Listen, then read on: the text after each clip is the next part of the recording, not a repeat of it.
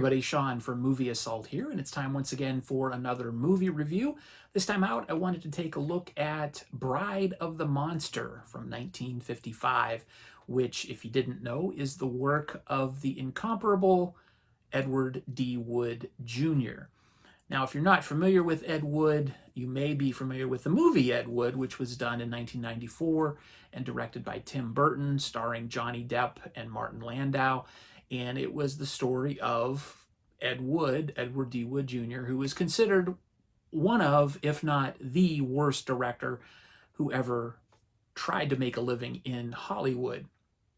And you may know him from his movie Plan 9 from Outer Space, which was, I think it won the Golden Turkey Award for worst movie of all time. That movie is highly featured in the Ed Wood movie. But there's another movie, Bride of the Monster, that is also featured very prominently in Ed Wood. I realized not too long ago that I've only seen from beginning to end Plan 9 from Outer Space multiple times, but I hadn't seen any of Ed Wood's other movies. So I went on eBay and I picked up this box set, the Ed Wood box, which features 5 of his movies and a documentary. And the first one that I watched was Bride of the Monster. And that's the movie I'll be talking about today.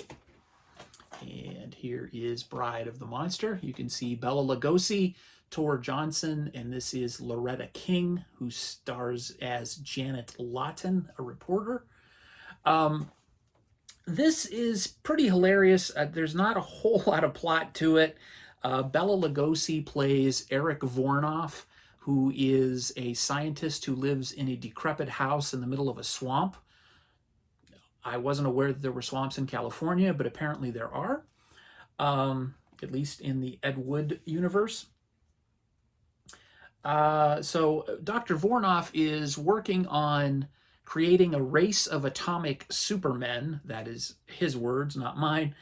And what he does is he bombards people with atomic radiation, and he's hoping that they'll grow into like super powerful supermen. And he gets his subjects, unwilling subjects, by kidnapping them if they wander onto the property in the swamp that he owns. If his buddy here, Lobo, played by Tor Johnson, doesn't get them and bring them to the house, then his giant octopus that he seems to have trained will do the job for him and bring people to him. It's very weird. So apparently about 12 people have gone missing near this lake called Lake Marsh and the surrounding swamp or nearby swamp. You really never get a good sense of the geography in this movie. And the police are totally clueless. They have no idea what's happened to these 12 people, but yet they've never once set foot or knocked on the front porch or on the front door of Dr. Vornoff. Well, this reporter, played by Loretta King, named Janet Lawton, she goes snooping around, and she's been reporting about a monster near the lake, and the police are trying to get her to drop that angle because they don't have any proof that there's a monster. And her fiance, his name is Detective Craig, he's played by Tony McCoy.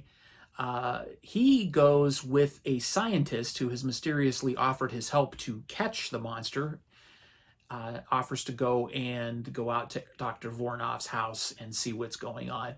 One thing leads to another, and it's just total hilarity. There's continuity errors galore, cheap sets, cheap special effects. If you're only familiar with Ed Wood's work just because of Plan 9 from Outer Space, you'd be surprised that this one is, I want to say quite a bit better, but it is better. At least it has the storyline, and it sort of follows it, even though the story doesn't make any sense. The dialogue is terrible.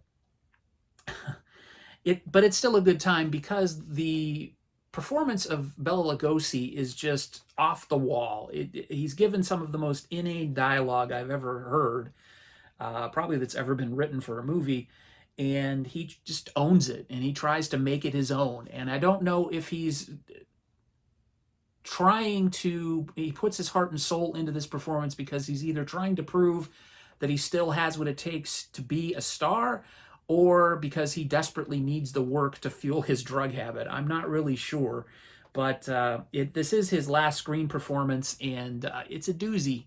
I'll give you that.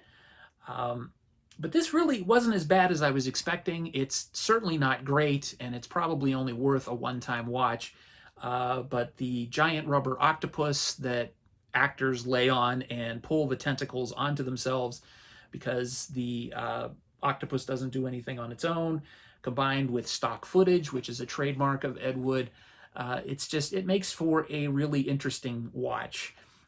Probably better with friends than it is by yourself.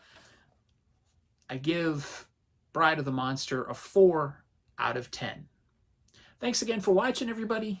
As always, feel free to hit the like button, give it a thumbs up, subscribe if you like content like this, and don't forget to comment down below if you've seen Bride of the Monster. Thanks again for watching, everybody. Take it easy.